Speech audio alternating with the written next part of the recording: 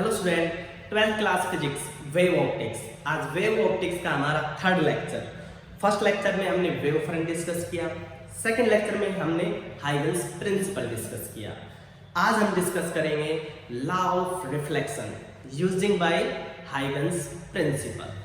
तीनों ही लेक्चर हमारे मोस्ट इंपोर्टेंट हैं बोर्ड एग्जाम के लिए। तो हमने जो हमारा प्रीवियस लेक्चर था वहाँ पे हम अच्छे से हाइगन्स प्रिंसिपल को एक्सप्लेन कर चुके, वेव फ्रंट को एक्सप्लेन कर चुके। उसकी हेल्प से हमें आज डिस्कस करना है लॉ ऑफ रिफ्लेक्शन। तो आज का हम लेक्चर अपना स्टार्ट करते हैं। हमारे चैनल को सब्सक्राइब करें, शेयर करें।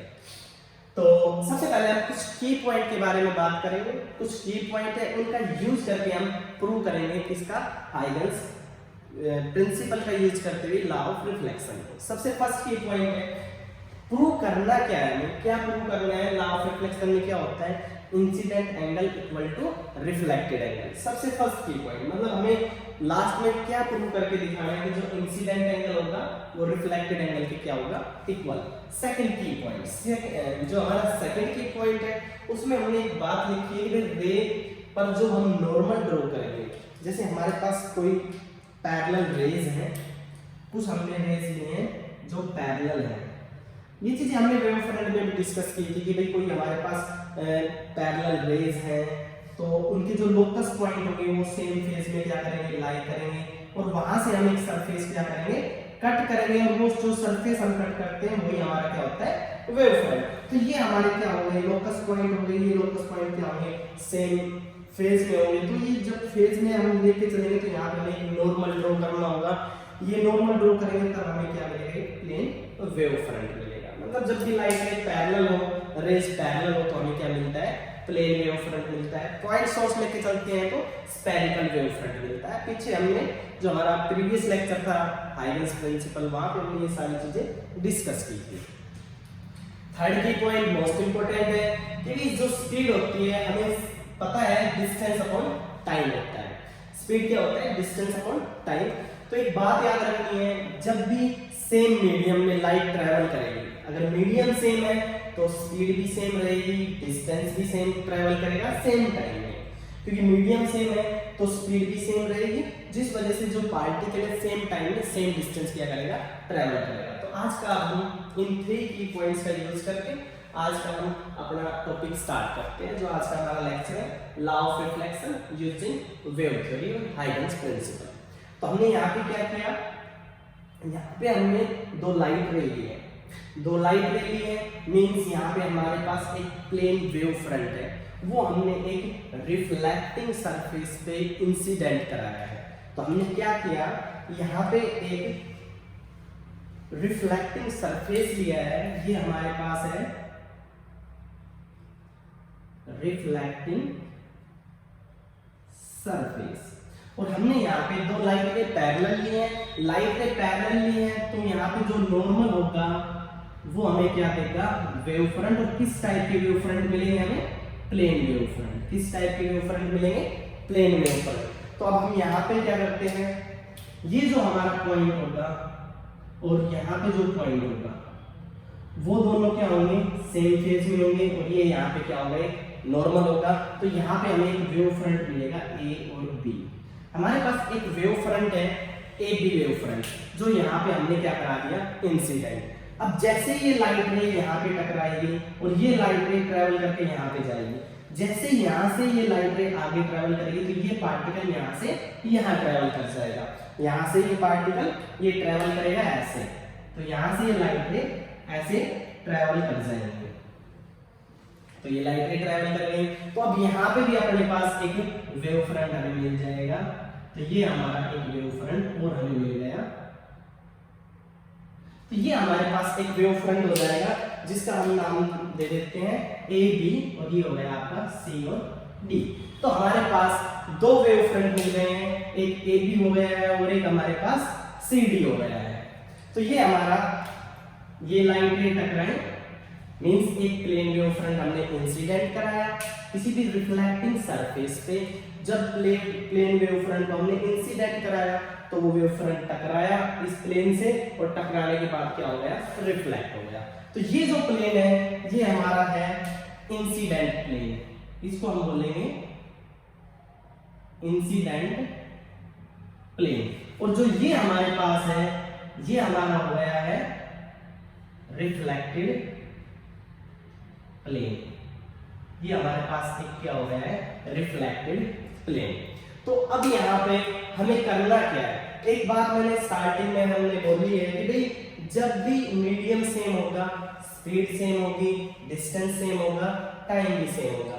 मतलब जब पार्टिकल यहाँ से यहाँ तक जाएगा टाइम जो लेगा, और पार्टिकल जब बी से सी तक जाएगा तो ये जो डिस्टेंस होगा वो भी सेम होगा, और यहाँ से यहाँ तक की जो स्पीड होगी वो भी सेम होगी। मींस जब पार्टिकल्स यहाँ से बी से सी गया तो मान लेते हैं स्पीड v1 से गया, और जब पार्टिकल ए से डी गया तो किस स्पीड से गया, v2 स्पीड से गया।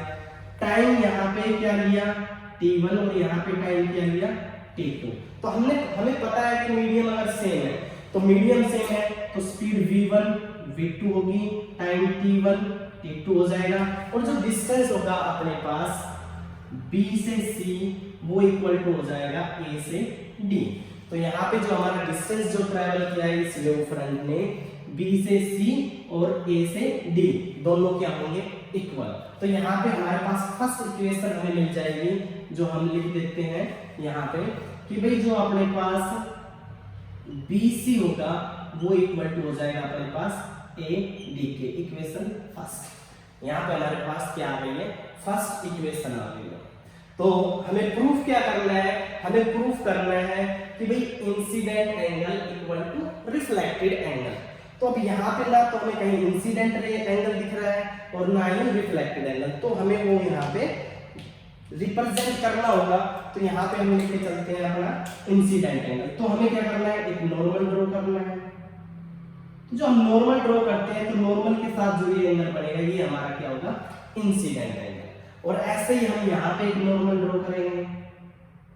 तो ये जो हमारी रिफ्लेक्टेड रे होंगी ये बनाएंगी रिफ्लेक्टेड एंगल। अब हमें पता है कि जो हमने ये वेव फ्रंट जो कंसीडर किया था ये इस पे क्या होगा परपेंडिकुलर होगा, ये जो हमारा है ये क्या होगा परपेंडिकुलर होगा, और ऐसे ही ये जो वेव फ्रंट है ये इस पे क्या होगा परपेंडिकुलर होगा। अब हमें करना क्या है कि भाई हमें तो यहाँ पे I और R क्या करना है इक्वल प्रूव करना है। तो यहाँ पे हमें ये जो हमारे पास पाथ डिफरेंस है हमें पता है BC और AD क्या है इक्वल है। तो हम क्या करते हैं, हमारे पास दो ट्राइंगल है ABC और हमारे पास है ADC, ABC और ADC। अगर हमें इनका ये एंगल पता चल जाए तो हम यहाँ पे दोनों ट्राइंगल का यूज करके BC और AD हमें पता है इक्वल है, इनकी वैल्यूज को रख देंगे और यहाँ पे हमारा क्या हो जाएगा प्रूव हो जाएगा लॉ ऑफ रिफ्लेक्शन।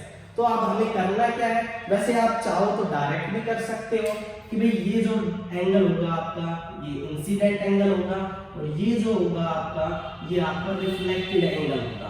कि जो ये आपका इंसिडेंट वेव फ्रंट है ये इस प्लेन जो हमारा रिफ्लेक्टिंग सरफेस है इसके साथ इंसिडेंट एंगल बनाएगा, और जो आपका ये रिफ्लेक्टेड जो प्लेन है ये जो रिफ्लेक्टेड प्लेन है ये हमारा जो रिफ्लेक्टेड सरफेस होगा इसके साथ रिफ्लेक्टेड एंगल बनाएगा। इसका हम प्रूफ भी कर लेते हैं। जो हमने ये नॉर्मल ड्रॉ किया है हमें ये प्रूव करना है कि ये हमारा क्या है इंसिडेंट एंगल I है। तो हमें पता है कि जो हमने ये वेव फ्रंट यहाँ पे जो लेके चले हैं ये वेव फ्रंट इस पे क्या है परपेंडिकुलर है। तो ये जो आपका एंगल होगा ये एंगल अगर ये आपका 90 है तो ये हो जाएगा 90 माइनस I। ये हमारा क्या हो जाएगा 90 माइनस I, क्योंकि ये हमारा 90 है और ये टोटल क्या था 90 था, तो ये हो जाएगा हमारा 90 माइनस I। तो अब ये 90 माइनस आ गया तो ये जो नॉर्मल हमने ड्रॉ किया ये जो नॉर्मल ड्रॉ किया ये टोटल क्या होगा 90 का। ये जो नॉर्मल हमने ड्रॉ किया है रेड कलर से ये हमारा क्या है 90। हमें तो ये कैलकुलेट करना है। तो टोटल में से अगर मैं ये माइनस कर देता हूँ माइनस 90 माइनस I, तो ये माइनस माइनस प्लस, इस पूरे में से अगर मैं ये माइनस कर देता हूँ टोटल तो 90 है, अगर मैं 90 माइनस I को माइनस कर देता हूँ तो हमारे पास 90 90 कैंसिल और ये आ गया हमारा I इंसिडेंट एंगल। ऐसे ही हमारा क्या आ जाएगा R रिफ्लेक्टेड एंगल। तो यहां तक ये क्लियर हो गया कैसे हमने इंसिडेंट एंगल लिया, कैसे हमने रिफ्लेक्टेड एंगल लिया। अब हमें करना क्या है, अब दो ट्राइंगल्स का यूज करना है, दो ट्राइंगल्स का यूज करना है। दो ट्राइंगल्स हमारे पास कौन कौन सी है? फर्स्ट ट्राइंगल हमारे पास है यहाँ पे ए बी और सी, ये हमारे पास क्या है? फर्स्ट ट्राइंगल है। सेकंड ट्राइंगल कौन सी हमें लेके चलनी है? ए डी और सी, ये हमें क्या करनी है? सेकंड ट्राइंगल लेके चलनी है।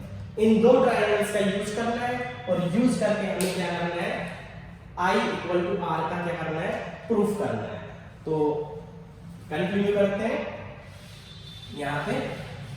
तो सबसे पहले हम ट्राइंगल यूज करते हैं, वो बस इसका यूज करना है BC इक्वल टू AD। तो हमें बस ये देखना है, ये हमारे पास B रहा और ये C रहा, ये BC रहा और ये A रहा, ये B रहा। कैसे भी AB BC और AD की वैल्यू फाइंड आउट कर लो और यहाँ पे रख दो, आंसर आ जाएगा। तो हम स्टार्ट करते हैं यहाँ पर ट्राइंगल यूजिंग ट्राइंगल ABC। एक बार ABC ट्राइंगल का यूज कर लेते हैं। तो यहाँ पे अपने पास ABC ट्राइंगल है, ये रही हमारे पास A B और ये हो गया हमारे पास C। तो ABC ट्राइंगल में ये हमारा एंगल है इंसिडेंट और ये जो आपने बताया वेव फ्रंट, ये क्या होगा? नॉर्मल। तो ये हो गया हमारे पास परपेंडिकुलर, ये हो गया अपने पास 90। तो अब हमें पता है कि भाई जो अपने पास पंडित पदरी प्रसाद हर हर बोले, तो परपेंडिकुलर अपॉन हाइपोटेन्यूज हमें क्या देखता है? Sine theta. तो यहाँ पे अपने पास ये परपेंडिकुलर हो गया और ये अपने पास क्या हो गया? हाइपोटेन्यूज, क्योंकि मुझे यहाँ पे BC फाइंड आउट करना है। तो इस ट्रायंगल में यूज करके हमें यहाँ पे मिलेगा परपेंडिकुलर अपने पास हो गया है BC और हाइपोटेन्यूज हमारे पास क्या हो गया? AC और हमें मिल जाएगा यहाँ पे साइन I। तो यहाँ से हमें BC की वैल्यू मिल जाएगी AC साइन I। तो ये हो गई हमारे पास इक्वेशन सेकंड। हमने ट्रायंगल कौन से लिए यहाँ पे? ABC। तो हमारे पास क्या है यहाँ पे? Perpendicular upon hypotenuse. तो परपेंडिकुलर हमारा क्या है? BC, क्योंकि जिस साइड पे हमारा एंगल होता है वो साइड हमारे पास क्या होती है? बेस, उसके अपोजिट वाली होती है परपेंडिकुलर और बिल्कुल जो ये हमारे पास जो तिरछी लाइन है ये हमारा क्या होता है? हाइपोटेन्यूज। तो यहाँ पे हो गया परपेंडिकुलर अपॉन हाइपोटेन्यूज, क्योंकि हमने BC फाइंड करनी है और AC हमारी दोनों में कॉमन है, इसलिए हमने साइन ही बनाया है, साइन का ही यूज किया है। तो BC अपॉन AC हो जाएगा साइन I। यहाँ से BC की वैल्यू आ गई हमारे पास AC साइन I। तो हम यहाँ पे वैल्यू रख देते हैं, पहले हम यहाँ पे AD की वैल्यू और फाइंड कर लेते हैं। तो यहाँ पे हम क्या करेंगे? AD की वैल्यू और फाइंड आउट करेंगे। तो अब यहाँ पे हम यूज कर लेते हैं ट्रायंगल यूजिंग ट्रायंगल। अपने पास है ADC। अब एक बार ADC का और यूज कर लेते हैं। ये इक्वेशन सेकंड आ गई है, ये इक्वेशन सेकंड आ गई है और अब ABC ट्रायंगल का यूज किया था, अब हम यूज करेंगे ADC ट्रायंगल का। तो ADC ट्रायंगल अपने पास ये है, ये हो जाएगी अपने पास ADC ट्रायंगल। तो ये अपने पास D हो गया, ये अपने पास एंगल R हो गया और ये C पॉइंट हो गया और ये A पॉइंट हो गया। तो यहाँ पे अपने पास परपेंडिकुलर हो गया DC और अपने पास हाइपोटेन्यूज हो गया अपने पास AC। तो यहाँ पे अपने पास परपेंडिकुलर हो गया AD, बेस हो गया BC और हाइपोटेन्यूज हो गया AC। तो यहाँ से हम AD की वैल्यू अगर फाइंड आउट करेंगे तो हो जाएगा जैसे पंडित बदरी प्रसाद हर हर बोले, परपेंडिकुलर अपॉन हाइपोटेन्यूज, क्योंकि मुझे तो यहाँ पे AD निकालना है। AD AC अपना कॉमन हो जाएगा, इक्वल टू हो जाएगा साइन R। तो यहाँ से हमारे पास AD की जो वैल्यू आई वो आ गई AC साइन R। ये हो गई आपके पास इक्वेशन थर्ड। अब क्या करना है? अब दोनों वैल्यू को हमें पुट करना है कहाँ पे? फर्स्ट इक्वेशन में। तो यूज कर लेते हैं using second and third using second and third in first में यूज कर लेते हैं। BC की वैल्यू हो जाएगी AC sin I equal to AD की वैल्यू हो जाएगी AC sin R।